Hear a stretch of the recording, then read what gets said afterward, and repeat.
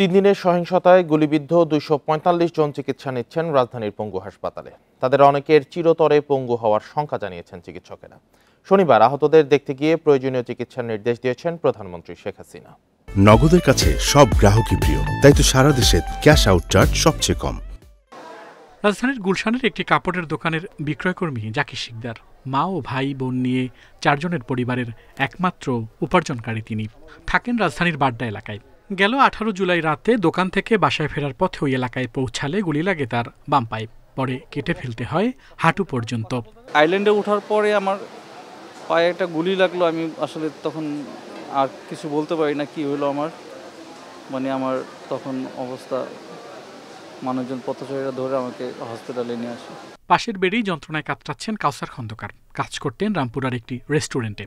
তারাই চলে 6 জনের সংসার। 19 জুলাই সকালে নাস্তা খেতে বের হলে গুলি লেগে ভেঙে যায় তার বাম পা।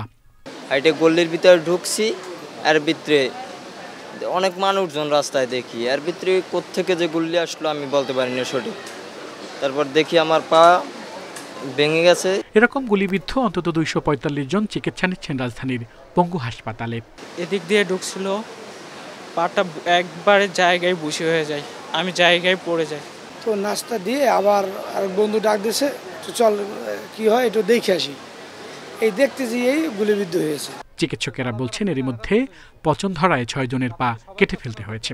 বাকিদেরও চিকিৎসা নিতে হবে দীর্ঘদিন। ভাস্কুলার ইনজুরি ছিল, নিচের অংশে মাংস পচে গেছে।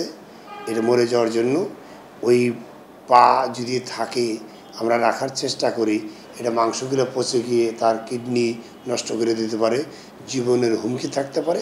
এই জন্য লাইফ সেভের জন্য আমরা অ্যাম্পুটেশন করছি 6 জনের। 17 থেকে 21 জুলাই পর্যন্ত 5 দিন আহত হয়ে 1269 জন চিকিৎসা নিয়েছেন এই হাসপাতালে। আল আমিন হোসেন, ইন্ডিপেন্ডেন্ট নিউজ, ঢাকা।